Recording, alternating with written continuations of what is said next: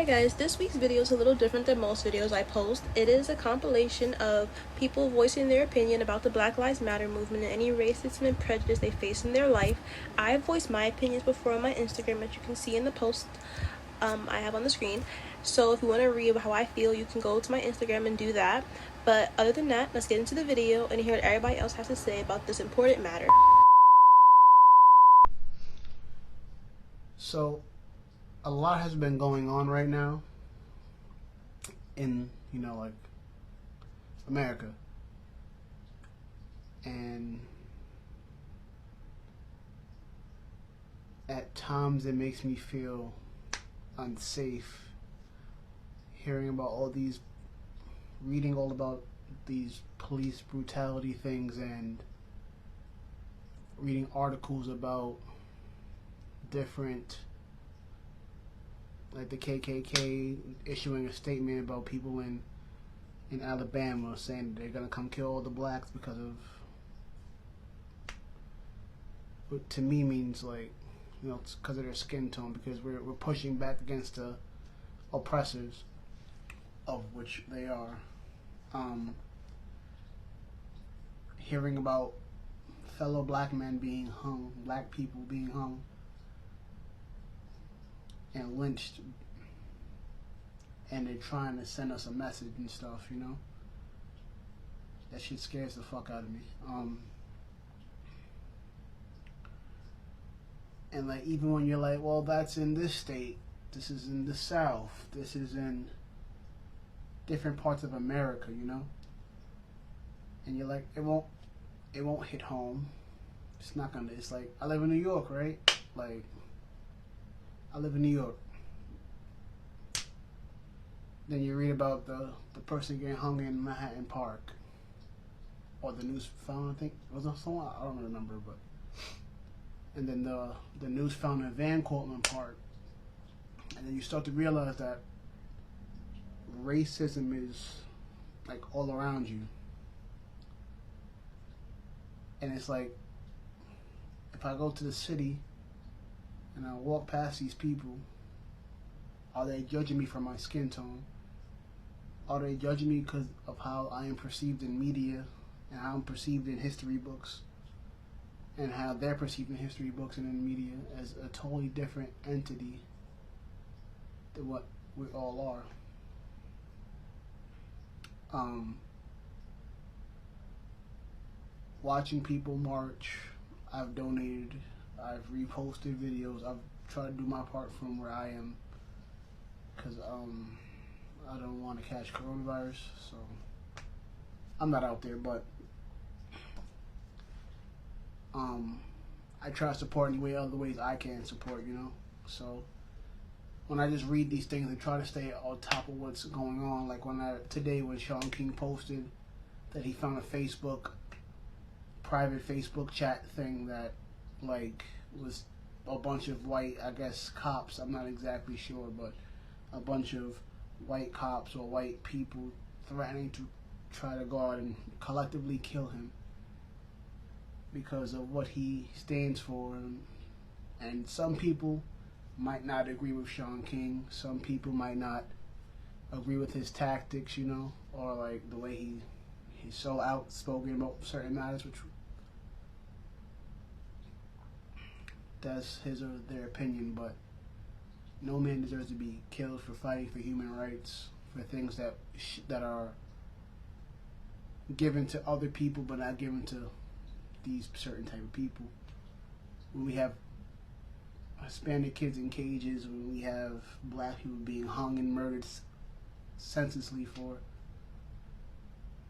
most times, things that shouldn't be murdered for. Anybody should not be murdered for anything regardless, but these are things that people shouldn't be murdered for. People hunting other blacks down because of how we're perceived and how we are treated in history. And that shit isn't right. It has me sometimes in a weak mental state. People hunting other blacks down because of how we're perceived and how we are treated in history. And that shit isn't right. It has me sometimes in a weak mental state, trying to gather the words and try to gather my thoughts. When I go outside, am I gonna be attacked because I'm black? Am I gonna be provoked because I'm black? If I wear this Black Lives Matter shirt, then am I gonna be attacked? And it's crazy because, like, to me,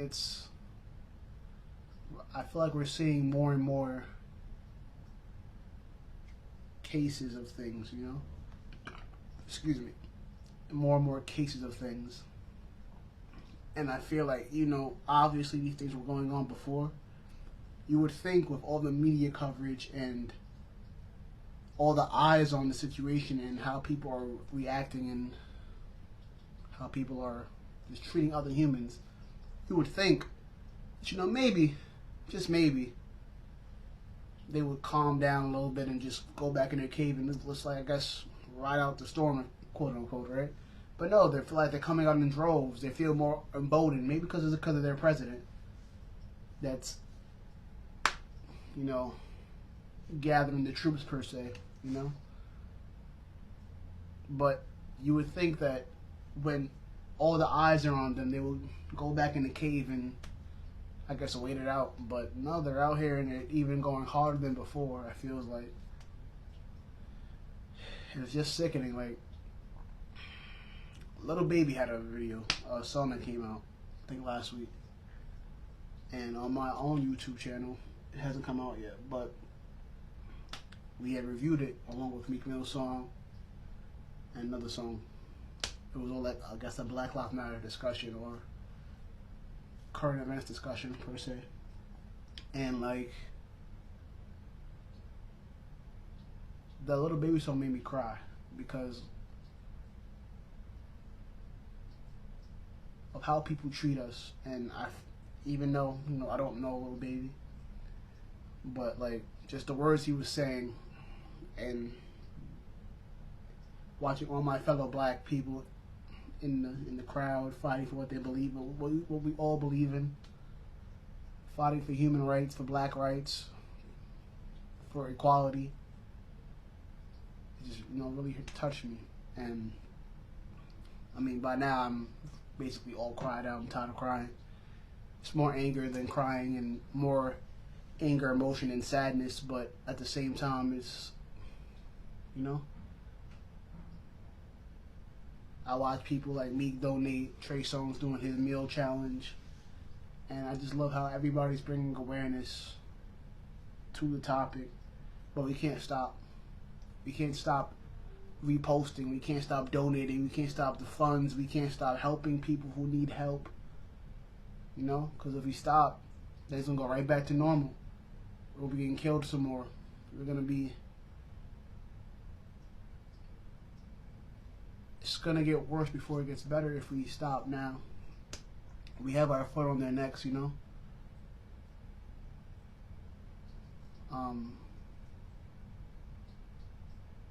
It's just a crazy world, and it's scary to be a black man in America right now, but fuck it. It doesn't really matter.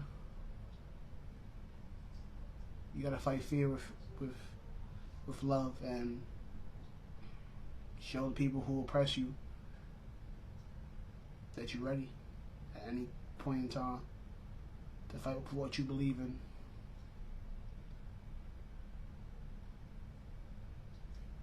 What's really tragic about experiencing racism and discrimination, especially in America, is that, like, it's happened so often and we're so conditioned to, like, see it as normal that, one, I can't even pinpoint how many different types of ways I've experienced it in my life, but also it's like there's so many ways that it happened that literally will just go over your head if you don't even think about it. I think that that's one of the hardest, like, things about really, like, grappling with the fact that racism exists and racism exists in the society. It's like a feeling of being trapped because you can't escape from the things that try to hurt you, because this entire society was built off of racism. It was built off of a structure of power and a hierarchy that has made it so that my people are always going to be seen as inferior, are always going to be forced to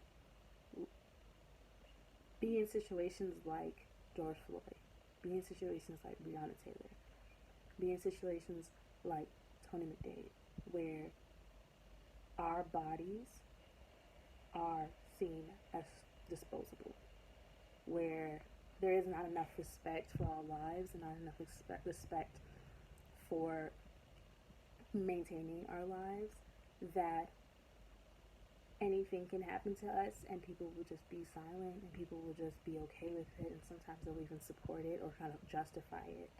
And that's one of the hardest parts about constantly dealing with situations like this, because it's like there's also knowing that there are so many hashtags, knowing that there's so many people that we are saying their names, but that doesn't even cover a fraction of the people who have lost their lives, whose lives have been affected, whose lives have been ruined, whose lives have been changed because of this system of racist oppression. It doesn't even cover the centuries of pain, the centuries of struggle, the centuries of being mistreated in both a large scale, small scale, overt, covert, institutional. It doesn't even cover a fraction of the problem. And it's just really hard, especially like trying to fight all these battles, because Black people didn't ask anything than to just exist and live, and for some reason that is too much to ask for. Excuse the background noise, that's my AC. I don't know why it sounds like that, but I'm gonna just make this video short but straight to the point. I'm gonna make it short but straight to the point. That whole racism shit, like, listen, I hate racist people as much as the next person. I really do. But with what's going on right now and how we see how these people are just like reacting to the whole movement, especially conservative white people, they're the most racist kind.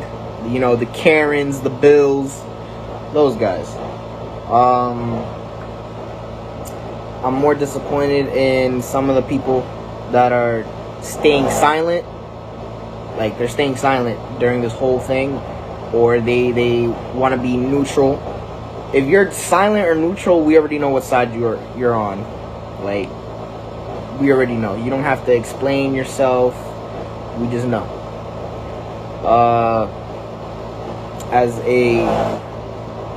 Hang on. Alright. That was annoying. But, anyways, back to the topic. As a minority myself, I am a Dominican man.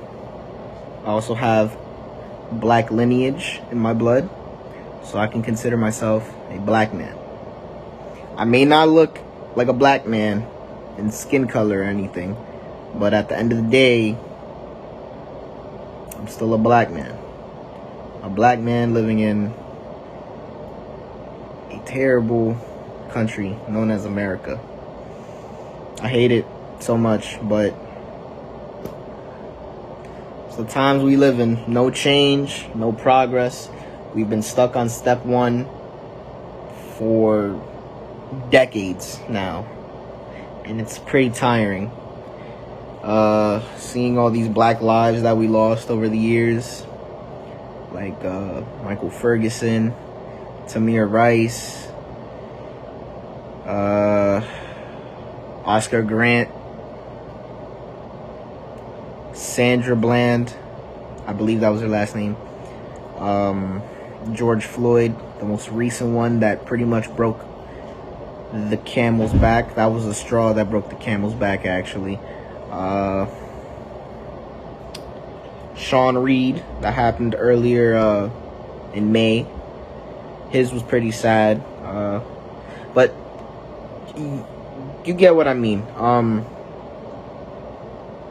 We live in evil times right now. This whole movement is quite similar to the civil rights movement back in the 60s. But this generation, we have the tools to make our voices heard. A lot of our parents these days, they use outdated resources such as the news. It's not really outdated, but they're more so like propaganda-ish, because they just cut out certain parts of the protests that's going on nationwide between peaceful protesters and the cops. Everybody knows it, you know it, I know it, that cops, they've been antagonizing the riots since the one in Minnesota happened, since the first one. The guy breaking the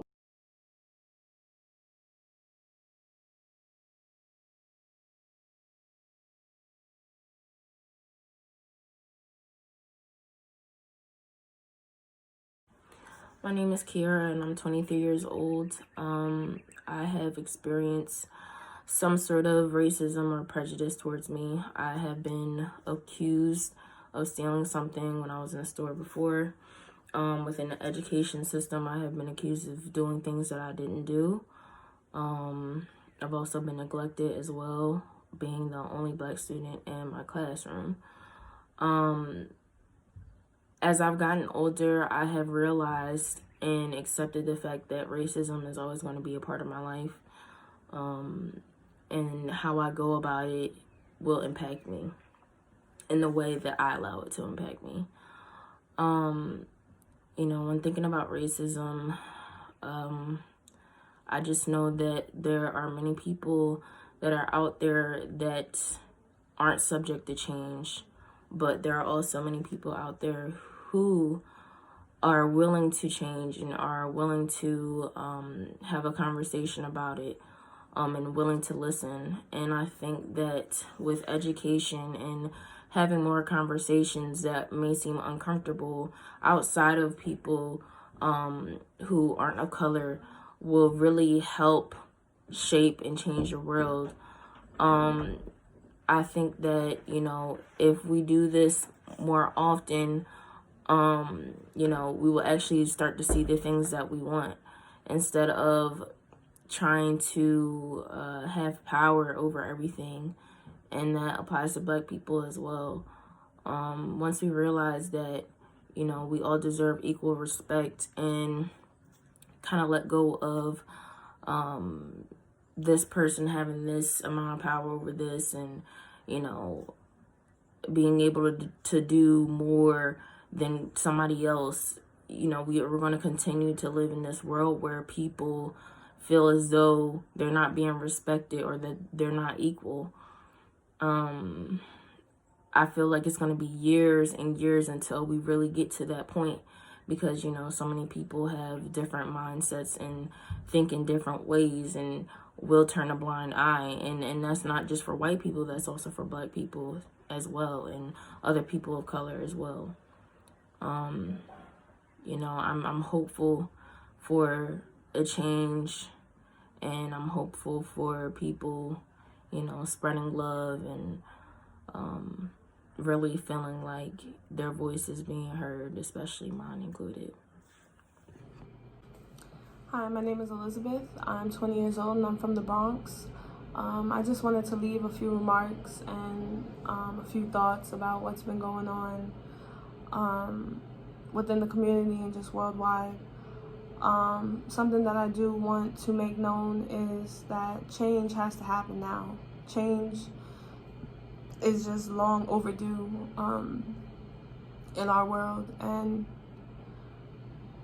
by change I mean a change of heart, a change of mind, in knowing that Black lives matter. You know, so many Black lives, so many innocent Black lives have been stripped away through the use of force, through the use of police brutality, through the use of a gun. It's frustrating, it's terrifying, it's terrible. You know what I'm saying? I'm disgusted, I'm upset, but you know, all you can do is stand up and fight. You have to go hard for what you believe in, and I believe that, you know, we do deserve justice, we do deserve equality, we do deserve peace. This is something that our ancestors have been fighting for years, you know, and to just see it still continue on in 2020, like, something has to be done. And, you know, enough is enough. Like, we have to be heard. So one of the experiences I wanted to talk about was about a previous job that I had. It was probably over a year ago, and it was in Times Square. So being that it was in Times Square, I knew already that I was going to get out of work a little later than I was used to because of all the tourism and everything. And they closed at 12 according to their website, and then also what they had posted in the store. And so I was like, that's not that bad, it's not that late, so whatever. When I started to work there, my shifts were like from 5 to 9 or until 10, 11, 12 latest. And then in my second and third weeks, the shifts got longer and they were becoming until 2, 3 in the morning. And obviously, being that I live in a low-income neighborhood, I actually live in the projects. So as most of you people know that it's not safe to live there and go home at that time at night. So I told them that I spoke to one of my supervisors. She was white. I told her, like, I don't live in a safe neighborhood. I cannot be going home at those times. It's really late for me, and I'm gonna be going home by myself on the train or in a cab, and I can't even afford to take a cab because I'm not getting that many hours here anyways. And long story short, what she told me was that when I got hired, that I apparently knew that I was getting into that position, and that I was accepting that when I chose to accept their offer, even though that they never told me that the position was for overnight hours, and they didn't see those hours as being overnight. It just was the closing shift, even though they closed at 12. So she told me that, and I told her, when you guys hired me, you didn't tell me that it was for overnight. So I didn't agree to those terms. And I asked her if I can get some daytime shifts, like mid shifts, morning shifts, or until 10-9 latest. And what she basically told me was that I wasn't one of the associates that she saw working in the morning time. And then she compared it to another associate that came from, I think, Forever 21, and she is white as well. And she said that she saw her more as being someone who would work in the daytime, and she was getting all the morning shifts and mid shifts. So I was just like, okay, whatever. I didn't see anything wrong with that at the time, but obviously now I do, because I realized that she was probably saying that because I'm Hispanic, and that she probably didn't think that I was capable of being around customers or dealing with customers. I don't know why. And most of the people who worked overnight were, guess what, Hispanic and Black. So that was an issue in and of itself that I didn't realize until later on thinking about it. But aside from that, when I saw that she didn't help me, like, she didn't really seem like she wanted to help me at all. And she basically told me to wait for the general managers to come back from vacation. And this was like an urgent issue. Like, I'm not just gonna work here for a month at least of doing like overnight shifts and going home at this time when I literally cannot afford to do that. I don't want to be risking my life going home at those times by myself. No one's gonna pick me up. My mom's not gonna pick me up. My mom has to work. My dad's not gonna pick me up. My boyfriend's not gonna go home with me. So I went to HR and I explained it to them, and basically what he told me was that I had to deal with it because most of the people who work there, at least one time in their job there, had to do overnight and go home at those times. And he basically said, since we had to do it, you have to do it too, because we all did it at one time. And then he said, if I didn't like it, that I can quit, because this may not be the right place for me. So I told him straight up, I'm not gonna work here then, because you guys are not listening to me. You're not respecting what I'm saying. I'm telling you it's not safe for me to be going home at that time that you're scheduling me. I'm telling you that I was not aware that these were the terms of my hiring, because no one told me that. They just told me that I was hired. And I decided to make a letter of resignation. And then the next day I brought it in. I wasn't scheduled to work that day, so I went in the morning and I saw all white associates and the white managers there.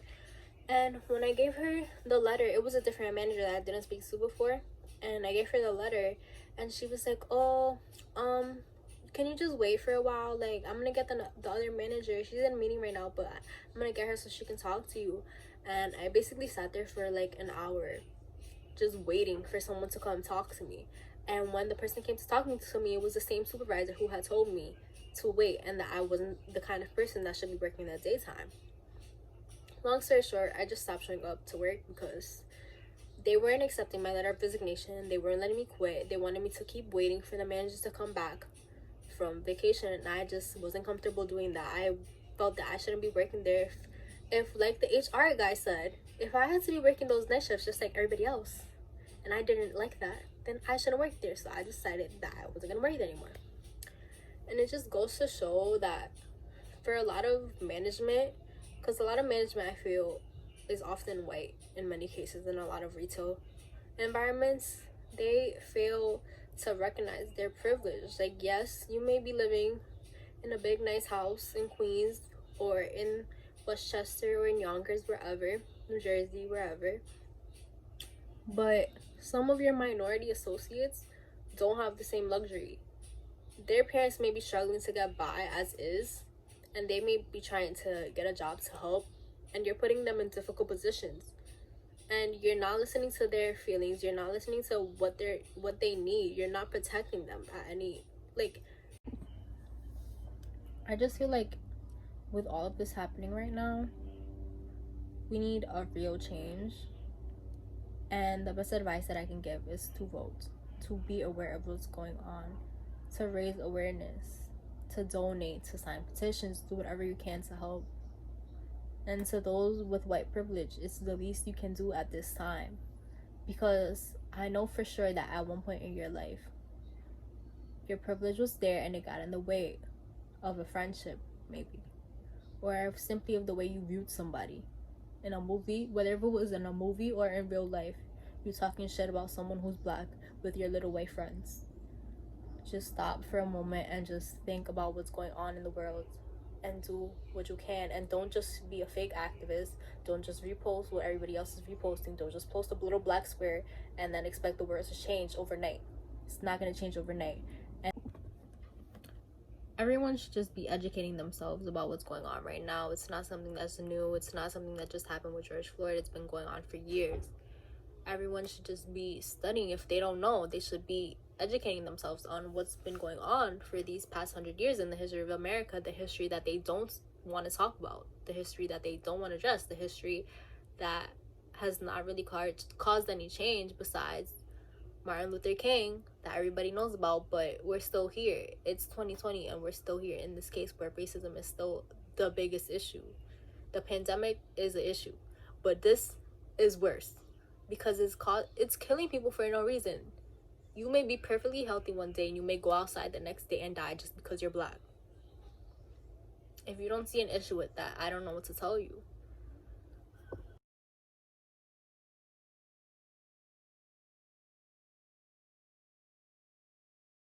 Cause ain't nobody love me.